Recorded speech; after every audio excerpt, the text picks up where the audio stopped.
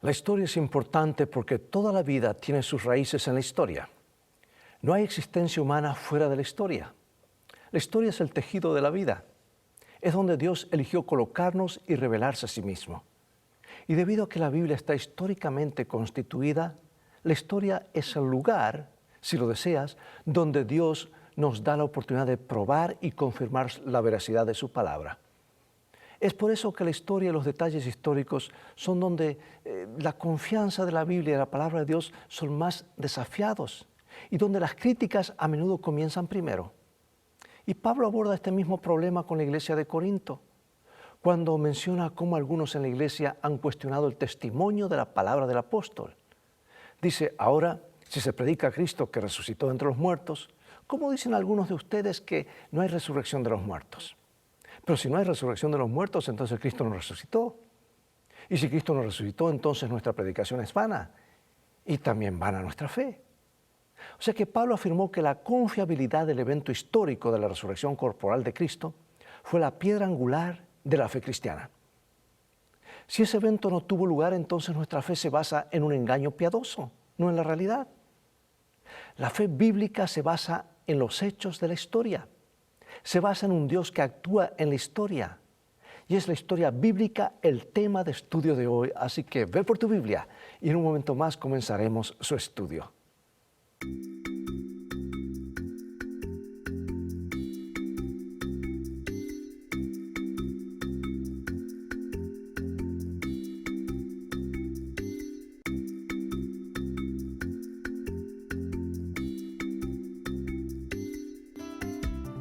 Lecciones de Vida, un estudio semanal de las lecciones de la Escuela Sabática. Comencemos con este versículo, Éxodo 22. Yo soy Jehová tu Dios, que te saqué de la tierra de Egipto, de casa de servidumbre.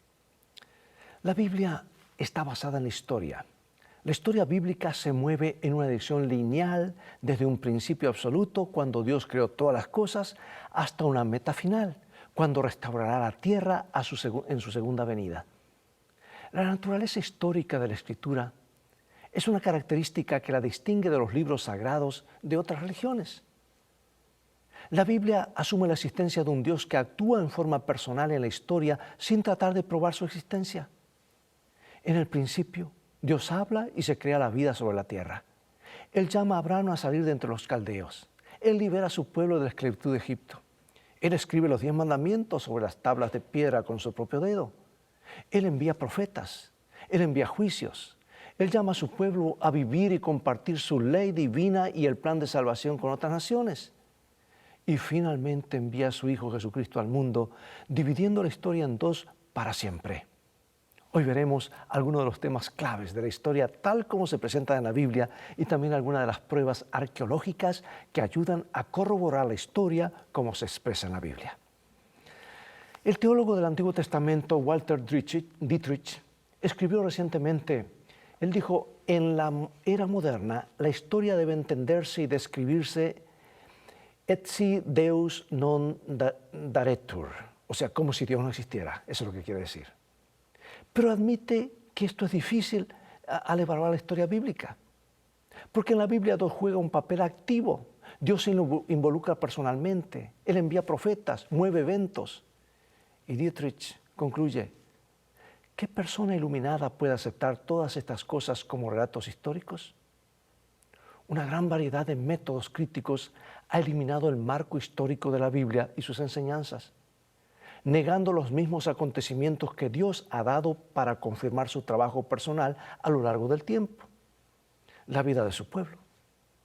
Por ejemplo, durante los últimos 200 años, estos métodos de la iluminación a menudo se han utilizado para deconstruir la enseñanza simple de la Biblia, es decir, destruir. El método histórico crítico. La crítica histórica cuestiona los eventos e incluso periodos enteros. En la Biblia los deja a un lado y los relega a un mito. La historia o simplemente la teología en el sentido de la imaginación humana los relega a otro plano. Y en estos periodos incluyen la creación, el diluvio, el periodo patriarcal, la estadía en Egipto, el éxodo, la conquista, la monarquía unida, etc. Pero los eruditos del Nuevo Testamento que utilizan estos métodos han diseccionado los dichos de Jesús para determinar y afirman que Él realmente dijo y lo que otros le atribuyen falsamente. O sea, ponen en duda lo que Jesús dice, ponen en duda lo que la palabra dice. Y vuelvo a repetir, el tiempo, los billones de años son su mejor aliado, porque no hay otra explicación para ellos. Y muchos de nuestros jóvenes se enfrentan a estos enfoques críticos cuando asisten a universidades seculares. Y esto plantea algunas preguntas importantes para el estudiante serio de la Biblia. Y son, por ejemplo, ¿los asuntos históricos realmente importan a la fe? ¿Cómo puedo vivir por fe cuando esa fe es desafiada por el pensamiento moderno y posmoderno? ¿Cómo la Biblia, como la palabra inspirada de Dios, abre mis ojos y expande mis pensamientos? Veamos ahora un ejemplo de muchos, y está en 1 Samuel capítulo 17. 1 Samuel 17, y nos dice así. Los filisteos juntaron sus ejércitos para la guerra, y se congregaron en Soco, que es de Judá, y acamparon entre Soco y Aseca, en Efes Damín. También Saúl y los hombres de Israel se juntaron y acamparon en el valle de Ela, y se pusieron en orden de batalla contra los filisteos. Y los filisteos estaban sobre un monte a un lado, e Israel estaba sobre otro monte al otro lado, y el valle entre ellos. Y cuando David volvía de matar al filisteo, Abner lo tomó y lo llevó delante de Saúl, teniendo David la cabeza del filisteo en su mano. Y le dijo Saúl, muchacho, ¿de quién eres hijo? Y David respondió, yo soy hijo de tu siervo Isaí, de Belén. ¿Cómo Dios le proporciona una victoria decisiva a Israel? ¿Quién es usado en esta victoria? ¿Dónde ocurre la victoria? Observa la descripción geográfica precisa de las líneas de batalla en 1 Samuel 17. Dice, el sitio de Kirbet Keiyafa está ubicado en las colinas exactamente en el área del campamento israelita descrito en este capítulo.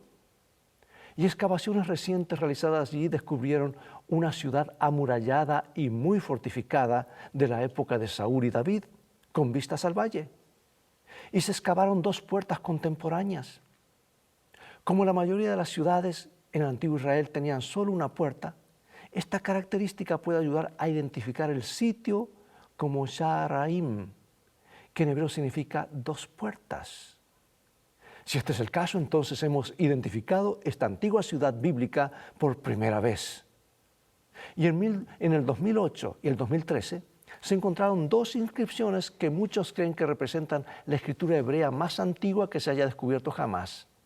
Y la segunda inscripción menciona el nombre de Esbaal, el mismo nombre que uno de los hijos de Saúl. Y en 1993, las excavaciones en la ciudad norteña de Tel Dan descubrieron una inscripción monumental realizada por el rey Hazael de Damasco, quien registra su victoria sobre el rey de Israel y el rey de la casa de David. Así es como se denomina a la dinastía de David en la Biblia. Y esto agrega más evidencia arqueológica importante de que David existió en la historia, tal como lo dice la Biblia. Ahora, las monarquías de David y Salomón representan la edad de oro de la historia de Israel. Pero ¿qué pasaría si David y Salomón no hubieran existido, como algunos han afirmado? ¿Qué pasaría si su reino no hubiera sido tan extenso como lo describe la Biblia, como también lo han afirmado? Sin David no habría Jerusalén, la capital de la nación. Sin David no habría templo construido por su hijo Salomón. Finalmente, sin David no habría un Mesías futuro, ya que es a través de la línea de David que se promete un Mesías. La historia israelita necesitaría ser reescrita por completo. Sin embargo, esa historia, tal como se lee en las Escrituras, es precisamente lo que les confiere a Israel y a la Iglesia su papel y misión únicos. Piensa en las implicaciones de lo que esto podría significar para nuestra fe si, como afirman algunas personas, el rey David realmente no existiera. Sería un efecto dominó, todo caería. Así que consideremos otra evidencia, por ejemplo, Isaías, Ezequías y Sennacherib. Vamos a Isaías 36 y 37, y nos dice así. Aconteció en el año 14 del rey Ezequías, que Sennacherib, rey de Asiria, subió contra las ciudades, todas las ciudades fortificadas de Judá, y las tomó. Y el rey de Asiria envió a Rabsacés con un gran ejército desde Laquis a Jerusalén contra el rey Ezequías, y acampó junto al acueducto del estanque de arriba, en el camino de la heredad del lavador. Entonces Sennacherib, rey de Asiria, se fue e hizo su morada en Nínive. Y aconteció que mientras adoraba en el templo de Nisroch, su dios, sus hijos Adramelech y Sarecer le mataron a espada y huyeron a la tierra de Ararat, y reinó en su lugar Esarhadón, su hijo. Bueno, en este relato, este es un relato de una campaña asiria masiva contra Judá. Y en el año 701 a.C., Sennacherib hizo campaña contra Judá. La historia está registrada en las Escrituras, pero también fue registrada por el propio Sennacherib de varias maneras. Y en sus análisis históricos, descubiertos en la ciudad capital de Nínive, se jacta, dice, 46 de sus fuertes ciudades amuralladas e innumerables aldeas más pequeñas en las cercanías asedié y conquisté. En el palacio de Sennacherib, en Nínive, celebró haber derrotado a la ciudad judía de Laquis, cubriendo las paredes de una habitación central del palacio con representaciones en relieve de aquel asedio y de la batalla contra la ciudad. ¿Por qué todo esto, amados? Porque la pala del arqueólogo confirma lo que la palabra de Dios ha escrito. No tenemos por qué dudar. Dios lo dice y Dios dice la verdad. Por ejemplo, excavaciones recientes en Laquis han descubierto los escombros de la destrucción masiva de la ciudad después que fue quemada por Sennacherib.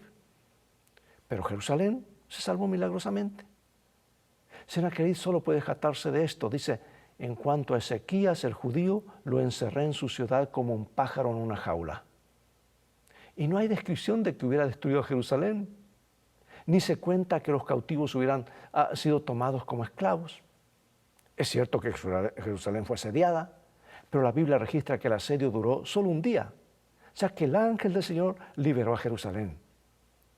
Y como Isaías había predicho, por tanto, así dice Jehová acerca del rey de Asiria, no entrará en esta ciudad, ni arrojará saeta en ella, no vendrá delante de ella con escudo, ni levantará contra ella baluarte.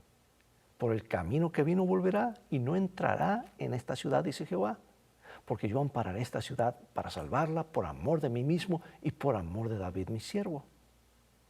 Curiosamente, solo Laquis está representada profusamente en Nínive, la capital de Siria, la capital asiria, mejor dicho.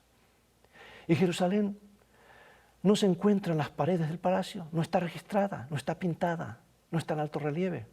Sennacherib solo podía jactarse de haber destruido, derrotado a Laquis. Y el enfrentamiento entre Dios, el Dios del cielo y los dioses de los asirios quedó demostrado por la liberación de su pueblo. Dios ve los actos de agresión de Asiria, escucha las palabras de oración de Ezequías, Dios actúa en la historia. Por eso preguntó, ¿cómo puedes recordar que el Dios que libró tan milagrosamente a Israel en aquel momento y lugar es el mismo Dios a quien oras, de quien dependes y en el que confías hoy? Dios cumple. Dios es fiel, seamos nosotros fieles. Más evidencias. Daniel, Nabucodonosor y Babilonia. Bueno, en julio del 2007, un erudito de la Universidad de Viena estaba trabajando en un proyecto en el Museo Británico cuando encontró una tableta de la época de Nabucodonosor, rey de Babilonia. Y en la tableta encontró el nombre Sarsekim, el nombre de un funcionario babilónico mencionado en Jeremías 39:3. Y Sarsekim es uno de los muchos individuos, tanto reyes como funcionarios de la época de Daniel y Nabucodonosor, que, gracias a la arqueología, han sido redescubiertos. Y Nabucodonosor era hijo de Nabopolassar. Juntos construyeron una ciudad gloriosa, sin igual en el mundo antiguo. La ciudad de Babilonia era enorme, con más de 300 templos, un palacio inmenso, exquisito, bello, rodeada de enormes muros dobles de entre 6 a 11 metros de espesor. Los muros estaban atravesados por 8 puertas principales, todas con nombres de las principales deidades babilónicas. Y la más famosa es la puerta de Ishtar, que fue excavada por los alemanes y reconstruida en el Museo de Pérgamo de Berlín.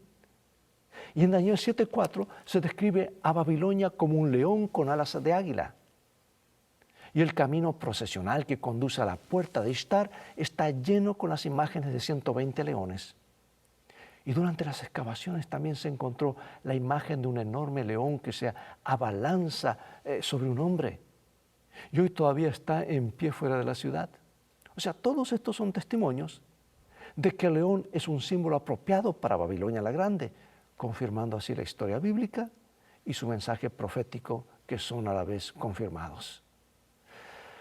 Bueno, tú dirás, eso está interesante, la arqueología, la historia, pero ¿qué en cuanto a Jesús, al Jesús histórico? Vayamos a San Mateo y San Juan para ver algo muy interesante. San Mateo capítulo 26, 57 al 67.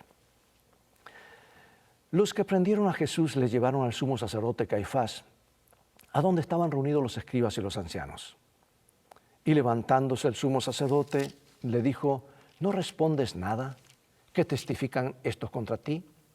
Mas Jesús callaba. Entonces el sumo sacerdote le dijo, te conjuro por el Dios viviente que nos digas si tú eres el Cristo, el Hijo de Dios.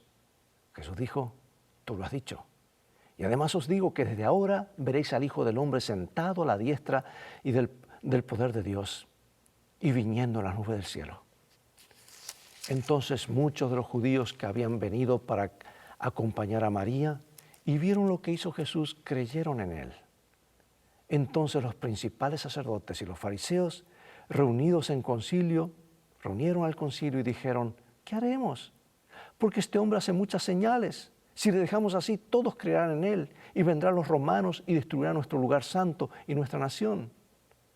Entonces salió Pilato a ellos y les dijo, ¿qué acusación traéis contra este hombre? Respondieron y le dijeron, si este no fuera malhechor, no te lo habríamos entregado. Entonces le dijo Pilato, tomadle vosotros y juzgadle según vuestra ley. Ahora pregunto, ¿quién fue Caifás y qué papel tuvo en la muerte de Cristo? ¿Quién fue Poncio Pilato y cuál fue su decisión más importante para que el Sanedrín lograra sus objetivos? Caifás era un sumo sacerdote e instigó el complot que buscó la muerte de Jesús. Josefo, el historiador judío que escribía para los romanos, dejó un registro de su existencia. Y aquí están sus obras, su publicación, en el libro 18, capítulo 4, página 381. Dice, además de lo cual también privó a José, quien también se llamaba Caifás, del sumo sacerdocio, y nombró a Jonatán, hijo de Anás, el ex sumo sacerdote, para que lo sucediera. Una evidencia más, la historia confirma lo que la palabra de Dios dice. En 1990 se descubrió una tumba familiar al sur de Jerusalén que contenía 12 osarios o cajas de huesos. Las monedas y la cerámica de la tumba datan de mediados del siglo I después de Cristo. Y el osario más ornamentado, con múltiples conjuntos de huesos, contiene el nombre de José, hijo de Caifás. Y muchos estudiosos creen que se trata de la tumba y caja de huesos de Caifás, el sumo sacerdote, que estuvo tan directamente involucrado en la muerte de Jesús. Y en 1961, una inscripción con el nombre de Poncio Pilato, el prefecto de Judea bajo el emperador Tiberio, se encontró en una piedra en el teatro de Cesarea Marítima. Y en ambos casos, algunas de las figuras principales que rodearon la muerte de Cristo han sido corroboradas por la historia. Los historiadores seculares de los primeros 2 siglos también hablan de Jesús de Nazaret. Tácito, por ejemplo, el historiador romano, escribe sobre Cristo. Su ejecución por Poncio Pilato durante el reinado de Tiberio y los primeros cristianos en Roma. Plinio el joven, un gobernador romano, escribe en el año 112 después de Cristo, al 113 después de Cristo, le escribe al emperador Trajano, preguntándole cómo debe tratar a los cristianos. Los describe reuniéndose un cierto día antes del amanecer para cantar himnos a su Dios. Y estos descubrimientos arqueológicos y estas fuentes históricas proporcionan un marco extra, no bíblico, de la existencia de Jesús, quien fue adorado dentro de los primeros 50 años después de su muerte. Los evangelios mismos son las fuentes principales sobre Jesús. Y debemos estudiarlos cuidadosamente para aprender más sobre Jesús y su vida. Aunque siempre es bueno tener evidencia arqueológica para responder a nuestra fe, ¿por qué debiéramos aprender a no hacer que nuestra fe dependa de esas cosas, aunque puedan ser muy útiles a veces? Amigo y amiga, no vivimos en una burbuja. Nuestras elecciones influyen no solo en nosotros mismos, sino también en los demás. Del mismo modo, la vida de muchos en el antiguo pueblo de Dios ha tenido un gran impacto en el futuro de otras personas, otras generaciones, además de ellos. En Hebreos 11, el conocido capítulo de la fe, vemos un resumen de la influencia de muchos de estos antiguos héroes de la fe. La lista de Hebreos 11 así lo corrobora. Así está Enoc, Noé, Abraham, Sara, José, Moisés, Rahab, Sansón, etc.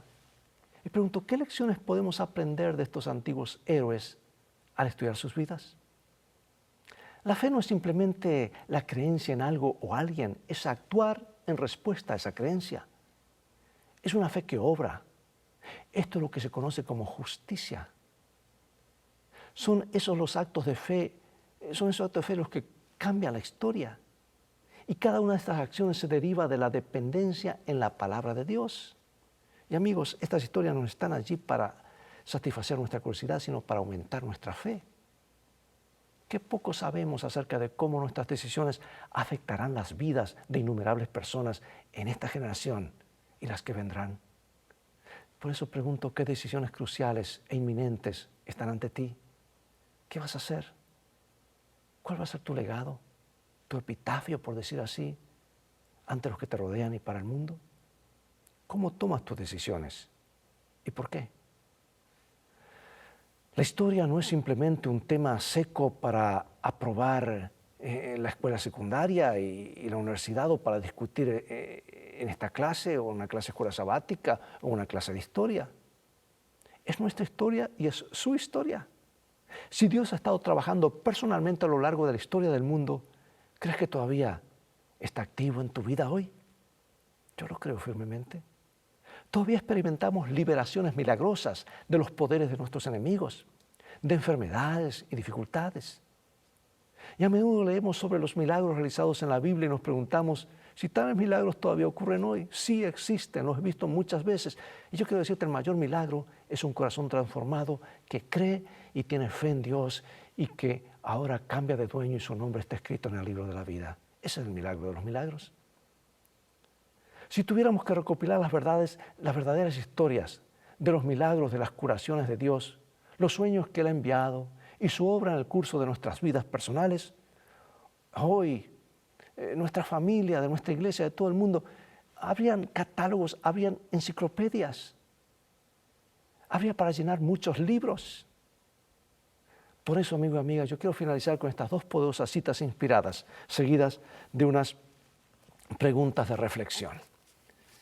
Aquí está lo que dice la sierva del Señor en el libro de Educación, página 173. La Biblia es la historia más antigua y abarcadora que poseen los hombres. Nació de la fuente de la verdad eterna y una mano divina ha preservado su pureza a través de los siglos. Ilumina el lejano pasado en el cual en vano trata de penetrar la investigación humana. Solamente en la palabra de Dios contemplamos el poder que puso los cimientos de la tierra y extendió los cielos. Solo en ella hallamos un relato auténtico del origen de las naciones. Solo en ella se da una historia de nuestra raza, libre de prejuicios u orgullo humanos. Y ahora en Testimonios para la Iglesia, volumen 8, página 325. El que tiene conocimiento de Dios y de su palabra tiene una fe afirmada en la divinidad de las Sagradas Escrituras. No prueba la Biblia con las ideas de la ciencia del hombre, sino que pone estas ideas bajo la prueba del estándar infalible. Sabe que la palabra de Dios es verdad y la verdad nunca puede contradecirse a sí misma. Cualquier cosa de las enseñanzas de las así llamadas ciencia que contradiga la verdad de la revelación de Dios es mera suposición humana. Para los que son realmente sabios, la investigación científica abre vastos campos de pensamiento e información. Sí, es bueno cuando encontramos evidencia arqueológica que confirma la historia bíblica, pero ¿qué sucede cuando se encuentra evidencia arqueológica y se interpreta de maneras que contradicen la historia bíblica? Algo anda mal. ¿Qué debería decirnos esto sobre el hecho de que debemos depender de la palabra de Dios como palabra de Dios y confiar en ella como tal, independientemente de las afirmaciones de la arqueología o cualquier otra ciencia humana? Piensa en todas las profecías bíblicas que se han cumplido en el pasado, que desde el punto de vista privilegiado de hoy podemos ver cumplidas. Piensa, por ejemplo, en la mayoría de los reinos, Daniel 2 y 7.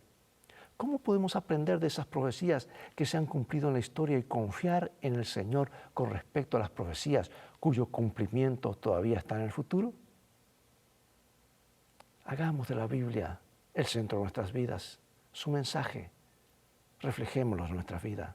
Aceptemos por fe lo que Dios dice y no seremos defraudados. Y es más, este libro, amados, tiene un poder sobrenatural. ¿Sabes tú que ese mismo poder cuando Dios habló, el poder de su palabra hablada, sea la luz, sean las plantas, sean los animales, el poder de su palabra hablada crea la materia? El ser humano no puede hacer eso.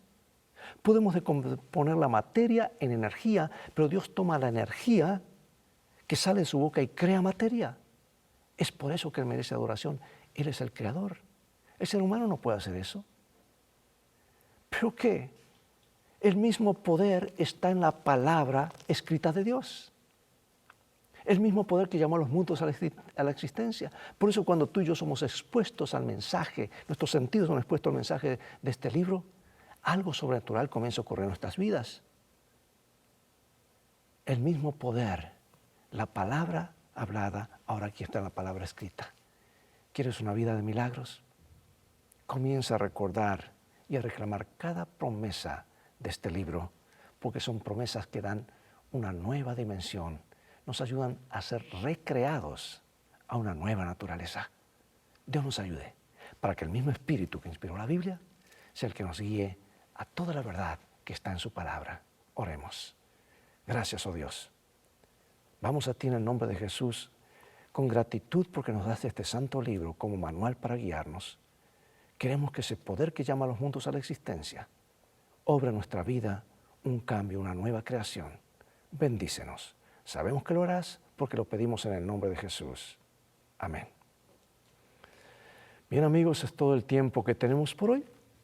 Y nuevamente ha llegado el momento de despedirnos y será hasta el próximo programa de la serie Lecciones de Vida. Invita a otros a sintonizar este canal y transfórmate tú mismo en un canal de bendiciones y no te arrepentirás. Recuerda, tú vales mucho para Jesús. Él te ama más de lo que puedes imaginar.